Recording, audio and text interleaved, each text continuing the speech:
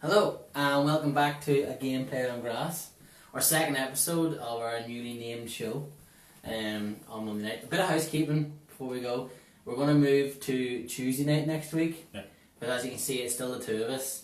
The little prince isn't here, he's flat out this week. He's a very, very busy man, so he's going to be coming back next week. And we decided as a group it would probably suit us all better if we went for a Tuesday night.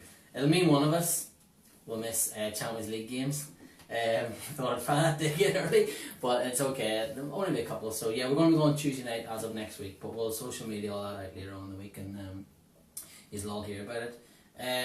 We're going to talk about Marizio Sarri and his new impact on Chelsea, and a little bit about him. That's going to be one of our main features going forward. As we're going to look at a manager every week or so, and we're also going to talk about Chelsea v Arsenal, our featured game. And we need to talk about our fantasy football as well, which is still absolutely flying. And it is. Thankfully, Andrew Renshaw has been knocked off the top spot. Andrew has been, due to your prayers, it must have been. He still has Liverpool to come tonight, who are currently playing Crystal Palace. Yep. But he's actually been knocked down 2 places. So Derek Crilly, who's had a fantastic week so far, he's also waiting on Firmino and Salah in tonight's game. So. Nice. He could go even further ahead. Could do, yeah. I'm already 80 points behind, so that's good. Nice. So definitely means that we're going to be giving away that £100 at the end of the season. So we're going to be spending money. Yeah. That's fantastic. So it's an incentive. It really is to even by Christmas to win a football top. So yeah. Thanks to everyone that joined in the fantasy league and has kept it going. We'll try and get maybe a little fancy community going throughout the season and get you all chatting and a bit of slag and bit of a crack as we're going on through the season. But thank you very much, Derek Crilly, for kicking Andrew off his throne. There's so much going on. It's just fun to see. Well, eventually we'll, as you said, start a wee conversation with community about it. But there's just the season's only started and yet we've so many headlines already. It's unbelievable. It's what you want. We will talk about the game, the Chelsea and Arsenal game. A little bit later on in the show. We'll also talk about what happened at the weekend, because you kind of cannot ignore the two Manchester sides and their polar opposite weekends and their results. Actually thought as well the Leicester result against Wolves was surprising, but we'll look more into that as we go along in the show. We wanted to talk tonight mainly about Chelsea's new man at the helm, Marizio Sarri. Yeah. We also have our resident Chelsea fan who's with us, so he's very excited about this. And everybody knows the term Sarri ball and it coming in. I wouldn't say it started just yet at Chelsea, but you can see twinkles of it. You can see what it's about. Everyone knows what it's about anyway, and he actually doesn't call it that himself. No. It's a version of the tiki-taka or whatever it is, but seems to start defensively. And I think it was Sachi. Marizio Sarri, yeah. He sort of maybe coined the phrase, but also said, that it's Sarri doesn't play defensive football, but he attacks the opponent's attack, which I thought was quite good. Yeah. That's a really good quote, I think, because it explains, the high press from sort of midfield. It's nearly players popping out of midfield. Do you know what I mean? It's not like a full Jurgen Klopp, where everybody just goes nuts at the person who has the ball. But it seems more organised. Not more organised than Klopp, I don't mean that. I mean, Klopp's players are the fittest in the world because they can do that all day. A lot of these players, especially players at Chelsea now, who wouldn't be used to this. And I think we saw signs of that against Arsenal. Yeah. Where they dropped off and they maybe didn't fulfil everything that Sarri has been trying to implement so far. But yeah, I think we've seen changes already from Conte in that it's a completely different system, and we were speaking yesterday, I think it was, about how Chelsea as a club have to adapt to new managers, new styles every 3 years, but this one is a big one because it's going from ultra defensive Antonio Conte to counter-attacking. Yes. And they won a league. It worked, a league and an FA Cup. Do you know what I mean? it's been successful, and as I said many times on the show, I didn't think Antonio Conte really deserved to be sacked, but you have to move on with your club, and obviously you're still going to support them, and it's exciting football that Sarri plays, and maybe it's been since maybe Ancelotti that Chelsea haven't had an attacking style of play. Certainly with Mourinho, they never had that. Mourinho doesn't play that type of football. Avram Grant, etc. You know, it hasn't been a philosophy of a manager to come in and have an attacking style of play, possession-based football, which is what Sarri has brought in. There was a brilliant article in These Football Times by Alex McGovern, and if you follow us on our Twitter page, thank you very much, and if you don't, then please do. Just look for A Game Played on Grass over on Twitter. And we were actually talking to Alex last night. He did a brilliant article on These Football Times about Mauricio Sarri and how he could be the perfect fit for Chelsea, and how we'll post it on this video as well. Yeah, I posted it on Twitter, and we'll put it on this as well for you to read. You should really have a look at it. It was very well written, and it was interesting for us, and it was just perfect for us really, because we want to talk about Sarri, and thank you, Alex, for obviously a brilliant article. But there was a brilliant quote in it as well, which I thought from Sarri was quite telling, sort of, in a way. He says, "If I saw my team defend and counter-attack after the first 30 minutes, I would turn around and walk out, and I'll go back to the bank because there would be no fun in it." Yeah. So he just wants his team to constantly be on the attack. And see if you... It was interesting you were saying about Jurgen Klopp and his press. Napoli, Sarri's Napoli, were... It would be interesting to see Liverpool come up against them in a key knockout game, you know, a game that meant something instead of just a friendly. Because Sarri's Napoli team were absolutely superb with the ball. And especially at the back, the Pepe Reina, which he doesn't have when he has Kepa. And we're not really sure how good Kepa's going to be with his feet, but he Pepe Reina, who's very good with his feet. Yeah. And he had the likes of Rui or Gulam. I know Gulam got injured, but out and full back, and then Hiaj at the other side, and Koulibaly and Albiol in the midfield, and they were all so comfortable with the ball. And can you see him implementing that with Chelsea going forward? Could you think that Chelsea back four and then the goalkeeper? If you watched sometimes that Napoli team last year, they would have more the defence, especially the goalkeeper. They wanted the ball.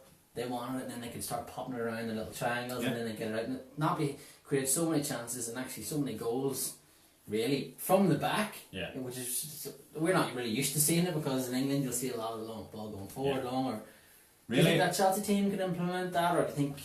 I think yes. I think Sarri will do it. Certainly, he has the player. He has the players to do it. He has the selection of players to do it. You know. It's not going to happen with some players. Although Koulibaly was not the player he is today before Marizio Sarri came to Napoli, and he absolutely heals him as the manager who made him the player he is. Called him a genius. Yeah, and you know, we've seen many a player, you know, sort of eulogise about Marizio Sarri and how he's a genius. The rest of it, we've seen Pep saying that his Napoli side is the best side he's ever played against. Arrigo Sacchi actually recommended him to Silvio Berlusconi at AC Milan, and because Sarri came from lower division in football, and then he had Empoli, and he took them into Serie A, and he kept them up in Serie A, and then he moved on to the Napoli job. But before he got that, Berlusconi's like, he's not really a big name, we don't really need him. And then Berlusconi's probably looking around now thinking, if only. Because Sacchi's AC Milan team are still seen by a lot of people who are a wee bit older than us, apologies, as one of the greatest teams ever of all time. And a lot of coaches now refer back to him. Yeah. Klopp's been idle of Klopp's, been idle of Pep's, obviously Sarri. So it's interesting that Sacchi had such a... Yeah, he saw something in him. Yeah, he obviously that's did, what it was. 100%. And, you know, it took a while for Sarri to really make his big break. Chelsea's the 19th club he's managed, and a lot of these clubs that he managed were, while he was part-time coach, he was also a bank, he was working in the bank, and you know, eventually he said he had to make a choice, and because he needed to make money, could he make money out of his passion, which was football? He wasn't a very good footballer. I think he played semi-pro. He had a few offers for, I think, professional lower league teams. But he's never a great Italian footballer. Eventually he got the break with Napoli, did very well with them. and was appointed at Napoli, and he wasn't a big hit with Diego Maradona either, who said that they would struggle to finish mid-table, and has since said that he can be the heir to his throne at Napoli. So I mean, that's a bit of a turnaround. And if you can turn around, you know, Maradona, who's the absolute, he's a god saint, you know, you must be doing something right. And the style of football that Maradona was involved in, he's only going to respect a certain style of play. And I'm not saying this is, you know, Chelsea have won leagues playing Mourinho football, and they've won leagues playing, you know, several managers' footballs.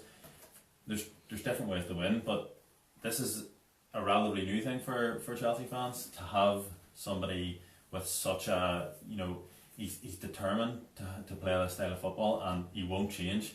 We were speaking about, you know, the players Chelsea have, and if he switches style of play, you know, Conte came in and tried to play the 4-2-3-1, and he quickly switched to his style of play. Sarri has come in straight away and played this 4-3-3, and he's not moving from it. He never changed from it in like 2 seasons. Definitely last year he played 38 league games, and all 38 he played 4-3-3, and he usually kept the same squad and the same team as I've said, his back four and the goalkeeper. He usually started with Jorginho, who he's obviously got at Chelsea now. He'd Alan and he'd Hamsik, and then up front he'd Callahan, Mertens and Insigne, and it looks like he's going straight in, as you just said, and he's going to keep with that at Chelsea. And it's interesting because a lot of managers now will tailor their teams to a certain who they're playing against, so they'll maybe change to a 3 at the back and a 5 in the midfield to come down the flanks or whatever, or they might even go 4-5-1 or 5-4-1, you know, and make themselves more tighter at the back and sharpen things up if they think that the opposition's maybe going to be more powerful than them. Sarri doesn't seem to care. He's very strict. So it's like that the way Pep was when he was first at Barcelona. It was a 4-3-3, bish boom boom, let's go. Sarri has that, and he stays with Pep. When he went to Bayern Munich, he changed a little bit. Rafa Benitez, he changed to 4-2-3-1 Liverpool, and he's floated in between, as you said, Conte. But Sarri seems very, very certain in his ways that it's going to be this way. And it's interesting, sorry, Karovia, he hasn't won actually any titles yet. He did come up against Juventus, which, as everyone knows in Serie A, is just a immovable force at the minute. But he's got very, very close. And I think he'll win something at Chelsea, but I don't know, this year anyway, I don't think it'll be one of the two. It'll not be obviously, in terms of, he could win the Europa League, which would be massive, but I don't think he'll win the league. But I think he will win his first trophy at Chelsea this year. We're funny feeling he will. If you to win the Europa League and automatically qualifies you for the Champions League, it's a trophy. United fans will know with Mourinho, you know, in his first season that he won it, and it's not to be sniffed at. The Europa League. It's really our competition to win. He was called as well, I think it was when he was at Empoli or Sorrento, he was before that, he was called Mr. 33.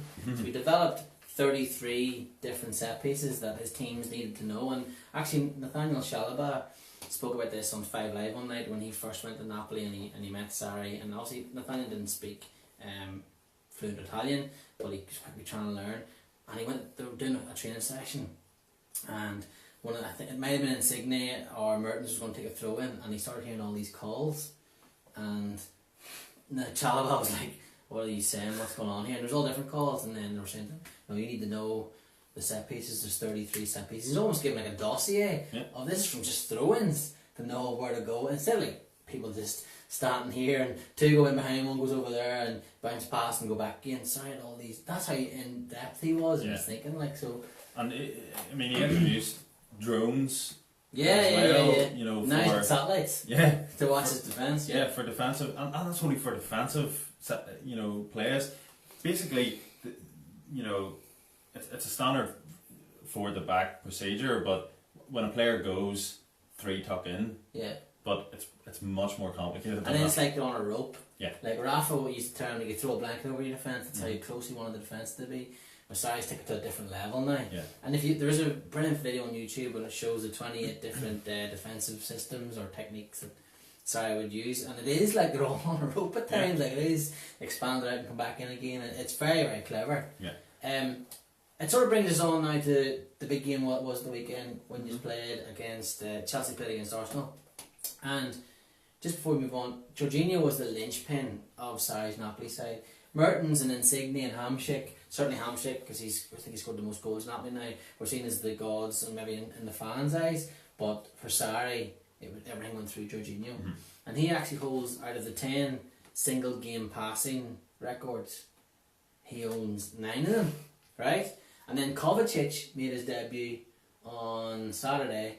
He had 43 passes and he completed 43. 100%, yeah. Yeah, do you know, so it's almost like a straight around. They might just only be 2 or 3 short passes, but see if you do 2 or 3 of those and you can move a defence around, then it opens everything up. Yeah, and people might say, at times last season, looking at Pep's Man City, I'm not saying this with anything against Man City, but there were comments that it's passing for the sake of passing, and you see players 1-2 it between themselves maybe 5, 6, 7 times, and you think, what's the point in that? But even with Jorginho there specifically, like, I think last season, playing for Napoli against Sassuolo, he made 49 passes in the final third, and it was the most in Serie A last season. Yeah. So they're meaningful passes. They're not passes around, from centre half into midfielder back to centre half, because that's where he is. And on Jorginho, he was the one that Sarri wanted. He was a ready-made. And Pep wanted him too. And that's probably what made Sarri want him even more, Yeah. because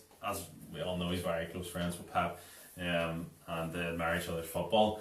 But he, Sarri might have taken a lot longer to implement his style without Jorginho at Chelsea. Yeah.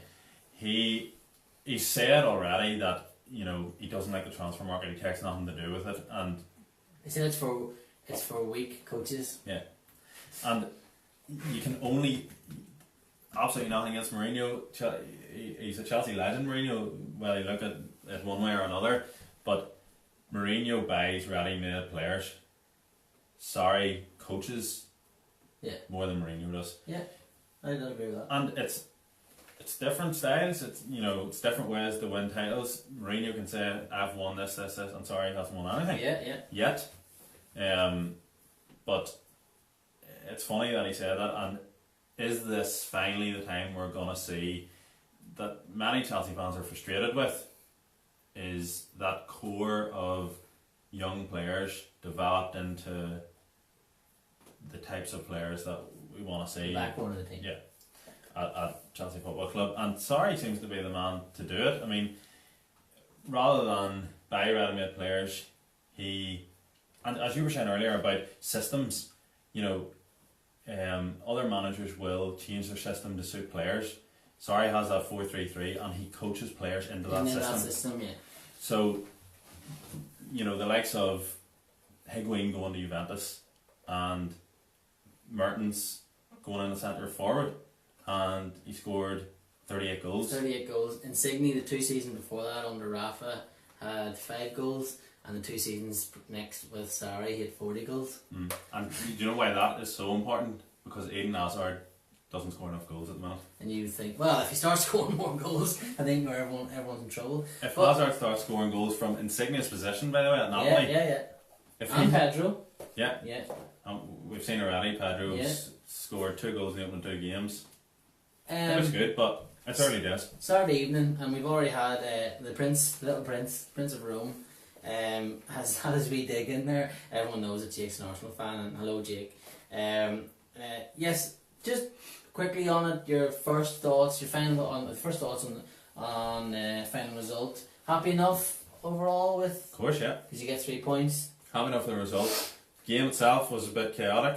It's a brilliant game to neutral. It was unbelievable, not great for my heart rate, but Chelsea went 2-0 up early on, and it was great until admittedly some of the players, Azpilicueta and Alonso, have come out and said, and they're probably the 2 that are most guilty of it, for stepping off, and they both of them notably talked about the spaces between players. So they have obviously been given, you have to be this close to a player when he's receiving the ball, and they weren't. Especially Alonso. I know we're going to specifically talk about Alonso.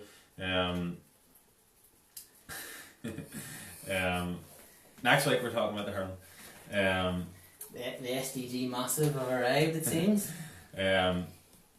Alonso and Azpilicueta were both at fault. Maybe you could nearly say for one of the goals each. And yes, maybe they thought when they were 2-0 up, this is going to be a cakewalk. But Arsenal did miss massive chances, and the game could have been 6-5 at half time. Yeah, for Arsenal having whatever the possession was, I don't think they had a massive amount of possession. They really could have put Chelsea to sword in the first half. Was that not a tiny bit worrying that Chelsea did look at times quite vulnerable? I know Jake obviously was, part of that was apparently a bit dig, but he is talking a little bit of sense there when he says like a team that were more. If that had been Man City, say for talk's sake, and the form they're in, that could have been disastrous. Yeah, I completely agree, and the one thing I think that I've already highlighted is that it's a real change. Yeah, it's a work in progress, like in tactics, and it's a real change in how the especially top 6 teams. Arsenal have some serious talent as well, but I think Chelsea's maybe 6 games they'll maybe find on paper easier opponents, but they were too easily exposed. The 2 centre halves were left further back than the full backs at the time because they weren't coming out together basically, and that's down to coaching. I think that'll come with time. I'm not really worried about it at the minute. I mean, if it develops over the season and we're still seeing this in March, April, then questions will need to be asked about players in correct positions. I know you think Alonso might be Chelsea's weak link. Yeah, I wanted to ask about that. Marcos Alonso going forward is such a massive asset for Chelsea, and he set up the first goal and he ended up scoring the winning goal, and that flank seemed to be where all the action was happening. Yeah.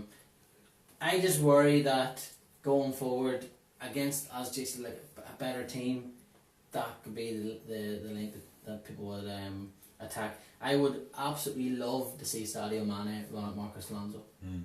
And likewise then going forward the other way, we might be in a little bit of trouble because Marcos Alonso coming out our fullback. But I would love to see. That's what I want to see. If we were playing you tonight, I'd want to see Mane up, because I think he's a little bit better in one-on-ones than Salah, up against Marcos Alonso. Because there are times where Alonso, it would be unkind here if I say that he sort of daydreams, because he's not that bad. We're not talking that levels of. I'm not going to mention certain Spanish Liverpool fullbacks daydream the whole time, but there are aspects where he just sort of gets caught ball watching, and you could sort of see that a little bit in the game on Saturday night, where he was just a little bit not as sharp as the other 3 defensively. Now, Koulibaly, as you just said, like when Sarri first took over at Napoli, people wanted rid of him, get him away. Sarri's like, no, give me him, I'll look after him, I'll coach him through now. And he's one of the most sought after centre halves in European football. Mostly by Chelsea. Mostly by Chelsea, yeah. So he could work on that, and I mean, if he hones Alonso into being a super tight left full back, and then what he can offer going forward, that's a serious weapon there. Like, but that we'll see with time, but. I absolutely understand what you're talking about. Azpilicueta I don't worry about as much on the other side, covered, because he can adjust to anything really.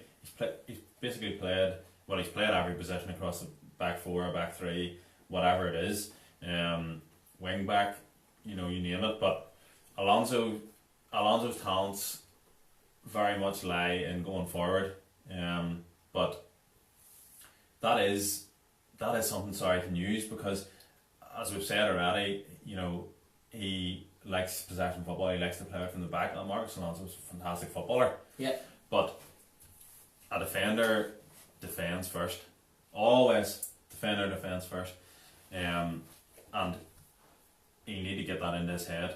He'll really need to properly link. If it's gonna be Rudiger, he'll need to properly link with him, because at times, for one of Arsenal's chances, which they should have put away, Alonso didn't come out quick enough, and then Rudiger had to go to the ball, and Alonso didn't replace Rudiger. It was the one where they thought David Luiz Raspadori handled the ball. He didn't. It was that chance. It was Ozil's chance. Yeah, where Alonso just maybe not thinking quick enough, but apparently, Sarri repeats and repeats and repeats drills on the training ground. And let's not forget, he was late coming in to Chelsea. Oh, yeah. He was late getting these players back from the World Cup. So, It's a work in progress, 100%. And maybe lucky to have 6 points, but yeah. Well, work in progress. And even going forward for Arsenal, those 15 minutes where they were so on top, Guendouzi again, outstanding for a 19-year-old that's can only come into the league. I'd like to see them start Torreira now. I'd like to see him start. I'd like to see Xhaka be sent off to Switzerland again or something. I'd like to see Torreira start. Torreira and Guendouzi looks like it could be really, really good for Arsenal. Good option. Like, strong. Do you think Mkhitaryan and Ozil can play together? I think Mkhitaryan can play instead of Ozil. Right. Well, I'm sure Jake's about to wreck the TV when he's seen that, but you would start Mkhitaryan over Ozil? Based on everything I've seen in the last 4 or 5 months, 100% at the minute. And you can't be playing players on reputation. It's not good to do that for a team. And Ozil's attitude absolutely stinks. I think at times you look at him and he doesn't. It looks like he doesn't care. Whereas Mkhitaryan runs for as long as he's on the pitch, 100%. And it was a great goal he scored. He missed an absolute sitter as well, but he's getting himself into those positions. He's a number 10, I think, and he did a lot more than Ozil did. In the first 2 games, Ozil has been non-existent, and those are the games that Arsenal need their big players to step up, and they're big players. Yeah. They could maybe go with Ramsey, Torreira, and Guendouzi, and then Mkhitaryan in front, and then Lacazette and Aubameyang. Yeah, I mean, give that a go. That's serious goals, a good threat anyway there. And you think of Mkhitaryan, the link that Mkhitaryan will have with Aubameyang as well. You can't forget about that. I think they should also maybe give Hector Bellerin a breather. And that's only 2 games in the season, but he hasn't covered himself in any glory yet. Now he did offer going forward, just like Alonso did, and he's probably a better footballer than Alonso. He's very comfortable, accomplished footballer. So busy as well. He's very busy, but there are times where he switches off, and it's still that thing from Sterling last week where he didn't go in and win the ball. That would really sicken me if I was an Arsenal fan. But let's bring Lichtsteiner in, show everything up, one on the other side. Listen, he completely went AWOL for the first goal. He came out, I don't know where he was coming out to, but it was a wonderful pass by Jorginho. It was a brilliant pass, but look at the size of the gap. Yeah. I could have hit that pass. Yep. But the Arsenal's defence, I think, is the real issue. Yes, maybe bringing Ozil out for a couple of games just to give him a rest mentally, even with all the stuff going on with Germany as well. It's bound to be affecting him, but I think it's their defence is the main issue. I don't think their signings have been good enough, but also the players are better than they've been so far. Yeah. They just need to be. They need to be galvanised, I think, and they just need to be maybe go back to basics nearly. Stay together, stay tight. At times you don't have to be expansive and always coming out. Do the easy things right to start with. I think that's important for us. Do you think Emery's maybe trying too much too soon? Possibly. Again, as I was talking about earlier, Chelsea are used to the changes within 2 or 3 years. Arsenal haven't. Yeah. Some Arsenal fans have never seen change. Wenger was at Arsenal since Jack was 1, for example. So do you know what I mean? It takes time. Yeah. So I think maybe go back to basics. Just early doors. Nobody's expecting Arsenal to win the league. No. Listen, one team that is expected to win the league puts Huddersfield to the sword quite easily. Man City, very, very impressive. Aguero sort of stays the limelight because he just and kudos to people who captained Aguero in fantasy football. Yeah, well done. He just can't stop scoring, but Benjamin Mendy looks like a bit of an asset. He's the type of player Man City need when teams decide, listen, we're going to just put 10 people in the box here and you can do whatever you want, or 10 people in front of the box even, so you can do whatever you want, because just give the ball to him and he'll unlock you with that left foot. Which teams are going to do this season? They have to, yeah. They have to try and shut them out somehow. Teams will teams who are capable of it will do a Liverpool, or they'll try to do a Liverpool, and just attack the life out of them. Yeah. But the majority of teams in the bottom half of the Premier League are going to do that, and with that rocket bender of a left foot, I mean, you're it's not. serious And he trouble. doesn't even need to worry about having like an Edin Dzeko or a Morata or somebody brilliant in the air, because he can just fizz it in low with Gabriel Jesus, a Sterling, Sané, Aguero can also come on to the end of it, and then it's game over. Like, and I thought he was brilliant yesterday. And all the players you named are among the best forwards positionally in world football. It's a bit daft, yeah. So the blue half of Manchester has 6 points from 2 games, flying like we all thought they were. The red half not so much. They're in a bit of trouble. They're in a little bit of trouble.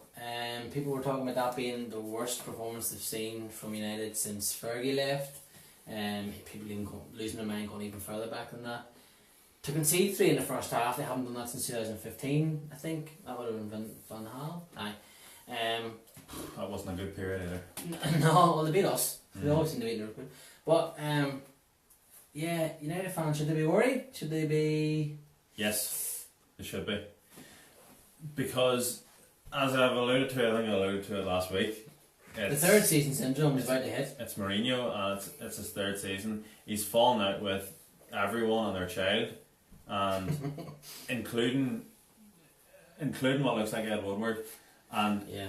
Unless one of them come out and say otherwise, which it would worry me as a United fan that they're not. This has been going on a bit too long for one of them to not make a statement. Mourinho's been asked questions. Are you happy with your squad? No, he's not. Well, Jose, the window's closed, and what sort of a message is that sending to your players who are out there? Now Pogba said they didn't give their best on Saturday, but why is that? I understand Pogba saying that, and I'm a massive Pogba fan. I think he's brilliant now, saying about his attitude, but to question your own attitude after the second game, that's not ideal. And so quickly after the game has finished as well, in a post-match interview, it's basically like you're going to say that before the game even starts. You're planning to say, right, let's have this as an excuse just if things don't go right. So going in with that attitude at the start of a game, and more importantly at the start of a season, I'd be worrying. Like, they should cut it clean now and get Antonio Conte in. And I'm a Liverpool fan, so I don't want to see Manchester United win anything. Zinedine Zidane, one of those, but I still, would like to see them knocking about, challenging, sort of. Listen, Lee Sharp has come out and said that he thinks Mourinho will be gone by Christmas. Yeah, and I heard that on a podcast today as well. Yeah,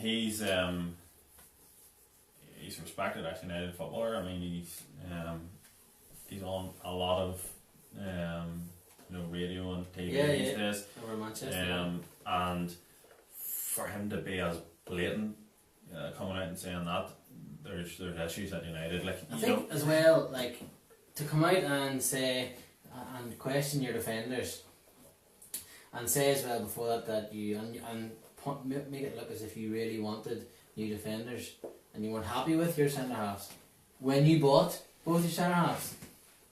And I'm just using this as an example because I'm a Liverpool fan. Those 2 centre halves cost more than Mane, Firmino and Salah. They probably cost more than some Chelsea recruits and some and Kante.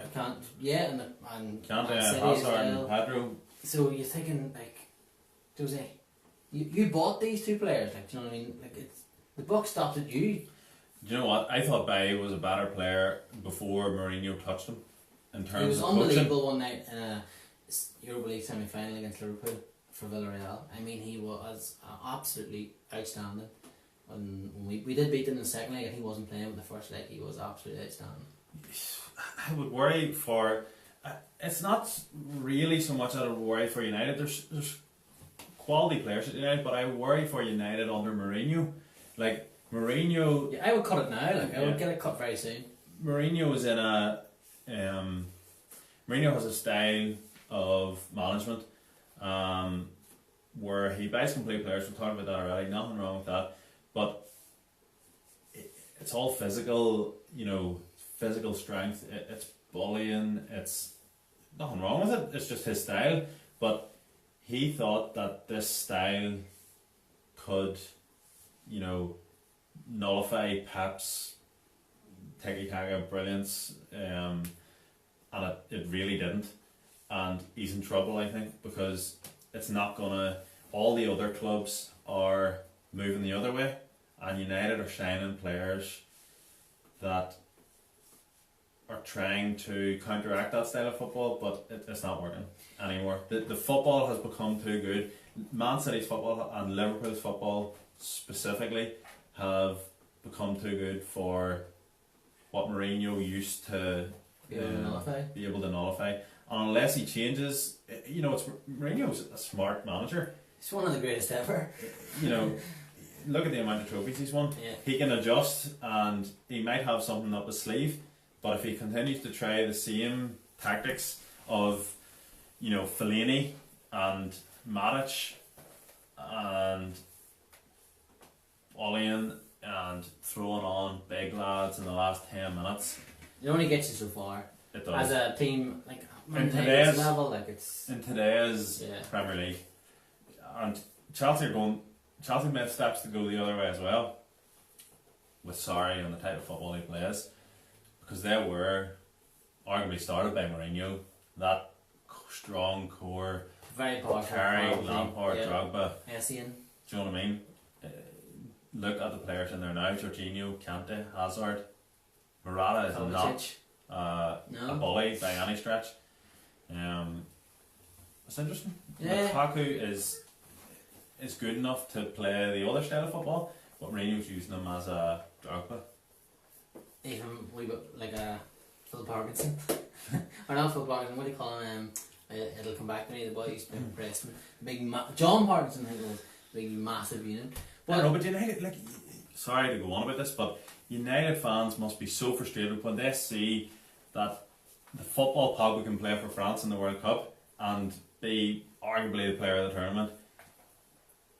The football Lukaku can play for Belgium, chipping, he was brilliant. Finishing, wee dinks, gives and goals. Player for Belgium was outstanding. Lukaku's pace is unbelievable. He doesn't need to be hit as a target man.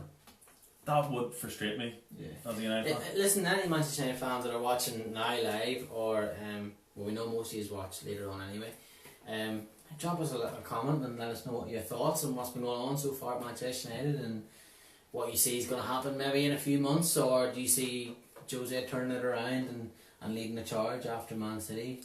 Listen, that could easily happen. It could easily happen. It was only a second game in. It just was very worrying just to watch, not worried as if I didn't really care, to be honest, let's be honest, I'm a Liverpool fan, but it was worrying to watch them and how easy it was for Brighton to break them down and to get 3 goals in the first half and be quite comfortable. Yeah. Do you know what? As a Man United fan, I know Brighton beat us last year there, but I'd be wondering what's going on here. But kudos to Brighton. Yeah. Super from Brighton. Shane Duffy scored as well, his first Premier League goal. He absolutely wellied it into the bottom corner. But yeah, that's going to be it really for this week's show. As we said, next week we're going to be coming back, and it's going to be a Tuesday night, and Jake will be back with us, so we're both very excited about that. Producer Matthew also leads still the best team in world football. Yes, going well. It's going very well. Probably have to talk about that some week, very soon. But next weekend the games are as follows: Bournemouth host Everton.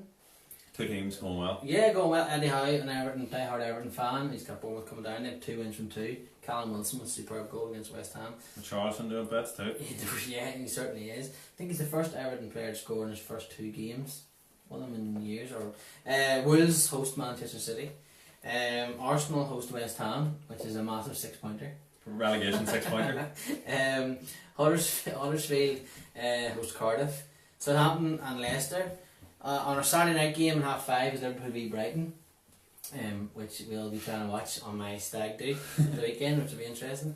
Watford play Crystal Palace, Fulham play Burnley, Rafa hosts Chelsea, almost Rafa, and Manchester United on Monday night host Tottenham Hotspur, which will be a cracking game next Monday night. So you'll not need to worry about missing us, because we will be back again on Tuesday night for our live show. Listen, thanks to everyone that commented, all you SDG hooligans, and thanks for everyone that watched. Thanks to everyone that's watching later on, like a lot of you seem to do. Yeah. Which, come watch it live instead, it's better. And thanks everyone that's watching on YouTube. Thanks very much, Brenton, as well. No problem. I'm just thanking everyone. Thank you, producer Matthew, the silent assassin behind the camera. See you again next week, and keep an eye on all our social media platforms here on our Facebook, and also we're on our YouTube at A Game Played on Grass. Good luck.